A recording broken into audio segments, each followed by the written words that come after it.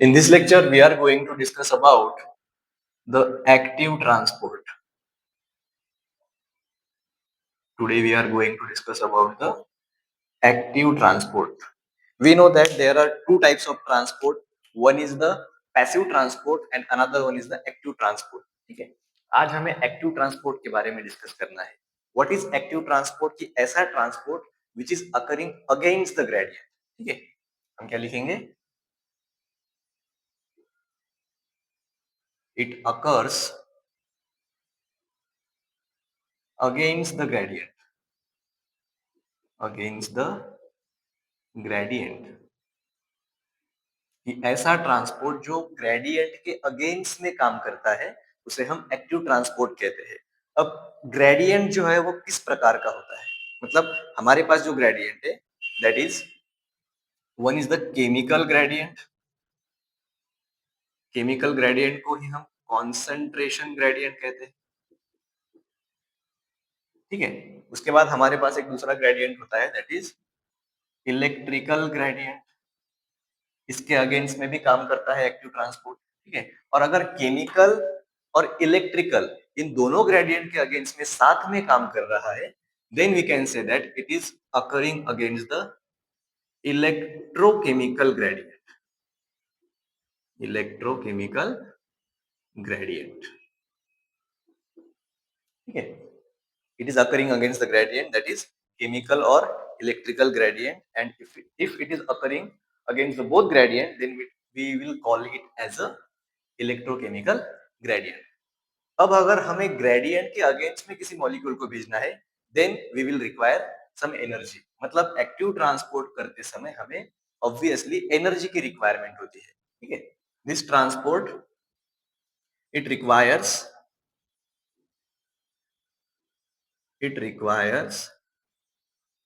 Energy. इस transport में हमें एनर्जी की रिक्वायरमेंट होती है and this is the most important point about the active transport. कि एक्टिव ट्रांसपोर्ट हम उस ट्रांसपोर्ट को कहते हैं जिस ट्रांसपोर्ट में हमें एनर्जी की रिक्वायरमेंट होती है. मतलब मॉलिक्यूल को अगर हमें one side of plasma membrane से another side of plasma membrane की तरफ मूव करना है then we will require the energy. This is called as the active transport. ठीक है, now this active transport is a non spontaneous process. It is the non-spontaneous process. Non spontaneous process मतलब ऐसी process जो nature में अपने आप नहीं होती. ठीक है, नेचर में जो प्रोसेस अपने आप नहीं होती जिसे कराना पड़ता है that process is called as non spontaneous process. ठीक है, now the delta G that is the free energy change जिसे हम डेल्टा जी से डेजिग्नेट करते हैं. That free energy change of this non spontaneous process that is the active transport. इसका जो delta G होता है दैट इज ऑलवेज पॉजिटिव. ठीक है, एक्टिव ट्रांसपोर्ट का जो डेल्टा जी होता है it is always the positive.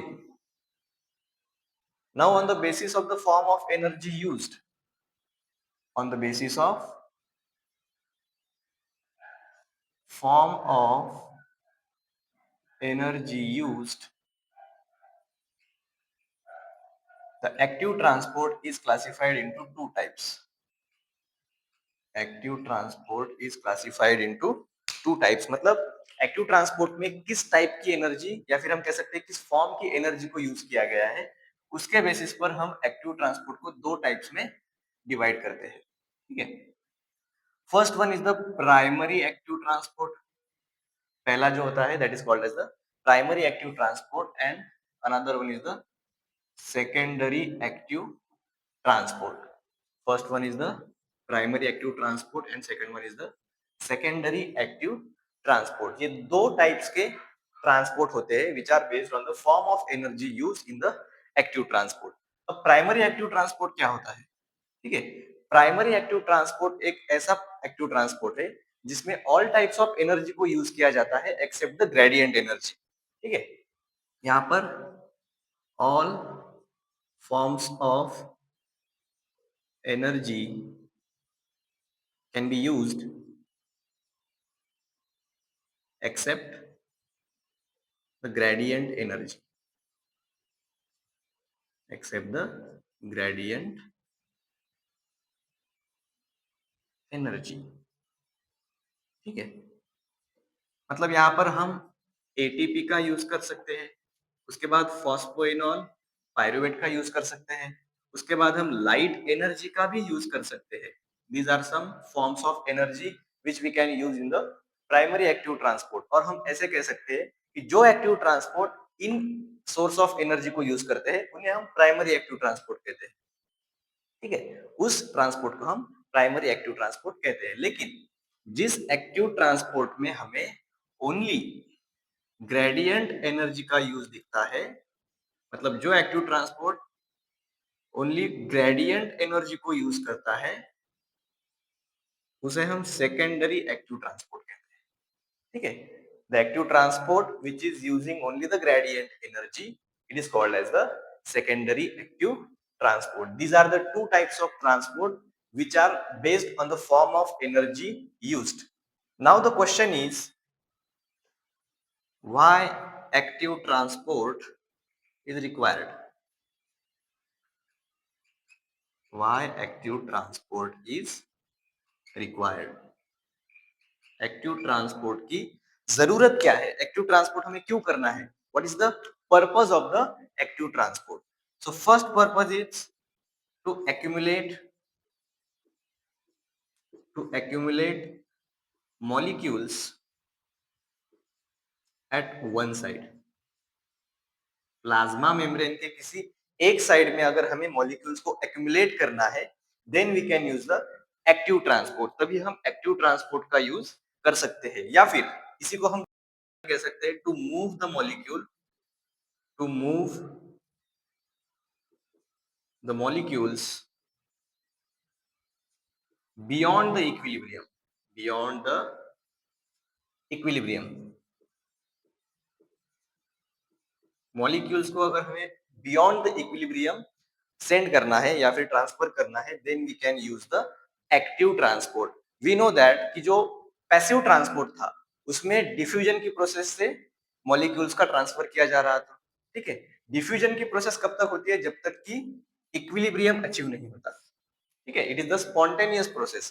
Passive transport is a spontaneous process जो कि अपने आप होती है। वहां पर एक ग्रेडियंट होता है जो इस प्रोसेस को कराता है। वो प्रोसेस कब तक होती है? जब तक कि इक्विलिब्रियम अचीव नहीं होता। ठीक है, इक्विलिब्रियम अचीव हो गया उसके बाद पैसिव ट्रांसपोर्ट थ्रू हम मॉलिक्यूल्स को मूव नहीं कर सकते, ट्रांसफर नहीं कर सकते। ठीक है, इसलिए अगर मॉलिक्यूल्स को बियॉन्ड द इक्विलिब्रियम ट्रांसफर करना है, then we can use only the active transport. ठीक है, this is the first purpose of the active transport. Then another purpose is to create the gradient। Gradient को बनाने के लिए भी कौन सा ट्रांसपोर्ट यूज किया जाता है? That is the active transport. Gradient कब बनता है? ग्रेडियंट मतलब क्या? तो it is difference between the two points, difference between the two points. Gradient का मतलब ही होता है कि difference between the two points. For example, this is the plasma membrane. यहाँ पर 10 मॉलिक्यूल्स है और यहाँ पर भी 10 मॉलिक्यूल्स है। ठीक है, this means this condition is in equilibrium. ये कंडीशन इक्विलिब्रियम में, यहाँ पर अभी मॉलिक्यूल कहीं भी मूव नहीं होंगे क्योंकि वहां पर डिफ्यूजन होगा नहीं, because there is no high concentration and there is no low concentration, इसलिए वहां पर ग्रेडियंट भी अब्सेंट है। अब अगर हमें इस इक्विलिब्रियम के बियॉन्ड मॉलिक्यूल को मूव करना है, तो यहाँ पर हमें एनर्जी की रिक्वायरमेंट होगी। ठीक है, एनर्जी को खर्च कर कर हम यहाँ पर मॉलिक्यूल्स को अगेंस्ट द ग्रेडियंट मूव कर सकते हैं, या फिर हमने जो कहा है टू क्रिएट द ग्रेडियंट, इन मॉलिक्यूल्स को हमें या तो इस साइड मूव करना है या तो इस साइड मूव करना है, ताकि एक डिफरेंस तैयार हो सके। डिफरेंस किसका? तो मॉलिक्यूल का। It may be of concentration और it may be of electrical charge. ठीक है, यहाँ पर चार्ज का हम डिफरेंस तैयार कर सकते हैं या फिर हम कॉन्सेंट्रेशन का, मॉलिक्यूल के कॉन्सेंट्रेशन का डिफरेंस तैयार कर सकते हैं। ठीक है, this is about the gradient. Now we know that the active transport is mediated by the transporters. Active transport is mediated by the transporters.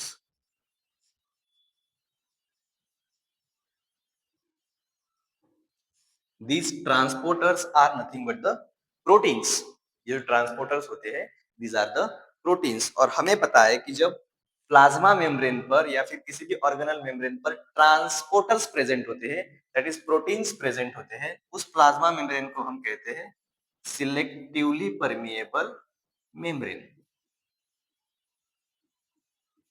मतलब जो कि ट्रांसपोर्टर्स होते हैं, जो प्रोटीन्स होते हैं, they are providing the selective permeability to the membrane. ठीक है, नाउ दिस ट्रांसपोर्टर्स, ये जो ट्रांसपोर्टर्स है which are using in the active transport करने वाले जो भी ट्रांसपोर्टर्स होते हैं, they are using the energy. ठीक है, they are using the energy, it may be the ATP, ठीक है, light energy, phosphoenol pyruvate energy या फिर ग्रेडियंट एनर्जी, किसी भी प्रकार की एनर्जी हो, this transporters are using the energy to move the molecules, ठीक है, from one side to the another side of plasma membrane. जो ट्रांसपोर्टर्स मॉलिक्यूल को मूव करने के लिए एनर्जी का यूज करते हैं, they are called as the pumps. उन्हें हम क्या कहते हैं? Pumps. The molecules, sorry, the transporters which are using energy to move the molecule from one side to the another side of the plasma membrane, they are called as the pumps। ठीक है, ये जो pumps होते हैं they are of four types. First one is the P pump, first one is the P type of pump, second one is the F type of pump, second type कौन सा है? F type of pump होता है। Third type जो होता है that is the V type of pump, and fourth one is the ABC pump. Fourth one is the ABC pump. ठीक है, these are the four types of pumps. यहां पर जो पी टाइप ऑफ पंप होता है, it is called as P pump because it requires phosphorylation for its working. It requires phosphorylation for its working. जब तक इस पंप पर phosphorylation नहीं होता, दैट इज जब तक इस पंप पर फॉस्फेट ग्रुप ऐड नहीं किया जाता, तब तक ये पंप काम नहीं करता। इसीलिए इसे क्या क्या कहा गया है? Phosphorylation. P stands for phosphorylation। Another pump is the F pump। इसे F पंप कहा जाता है क्योंकि इसे सबसे पहले एक साइंटिस्ट ने डिस्कवर किया था जिसका नाम था फर्नांडिस। फर्नांडिस नाम के साइंटिस्ट ने इसे डिस्कवर किया था, हेंस उसके ऑनर में इसे नाम दिया गया है एफ पंप। ठीक है, उसके बाद है वी पंप। ये जो वी पंप है, it was firstly discover on the vacuoles. It was firstly discovered on vacuoles, hence इसका नाम दिया गया है वी पंप। उसके बाद जो लास्ट पंप है that is the ABC pump. ABC stands for ATP binding cassette. ABC stand for ATP binding cassette. ये जो एबीसी पंप है, this ABC pump is most ancient pump. सबसे पुराना पंप है एबीसी पंप। ठीक है, सबसे पुराना है और सबसे लास्टली डिस्कवर किया गया है। ठीक है, this pump is discovered lastly among all this pumps. ठीक है, this is the ABC pump which stands for ATP binding cassette. ठीक है, इसमें का जो पी पंप है, ठीक है, इट रिक्वायर्स द फॉस्फोराइलेशन। ठीक है, उसके बाद जो एफ पंप होता है, इट रिक्वायर्स एनर्जी। अब यहां पर अगर एटीपी आए तो it hydrolyse the ATP, it hydrolyze the ATP, also it synthesize the ATP, that is it is called as the ATP synthase। इसे हम ATP synthase भी कहते हैं। ठीक है, देन उसके बाद जो V पंप है, it only hydrolyze the ATP, it only hydrolyze the ATP। ठीक है, and P pump, F pump and V pump, among these three pumps, ठीक है, ये जो ABC पंप होता है, इट हैज ब्रॉड स्पेसिफिसिटी। ये जो तीन पंप्स होते हैं P, F and V, they are mainly mean for transporting the cations. These are specialised for transporting the cations, जैसे कि सोडियम है, उसके बाद पोटेशियम है, उसके बाद कैल्शियम है। These are the cations. ये जो पी पंप, एफ पंप और वी पंप है, they are specialised for transporting the cations. But ये जो एबीसी ट्रांसपोर्टर है, एबीसी पंप है, ये ABC, this ABC is having the broad specificity, ये बहुत सारे मॉलिक्यूल्स को ट्रांसफर कर सकता है। So this is about the pumps which are used in the active transport. In the next lecture we will discuss about the P pump. ये जो P pump होता है, it is important pump. इसका एक example हमारे पास है, that is the sodium potassium pump, जो कि हम नेक्स्ट लेक्चर में डिस्कस करेंगे।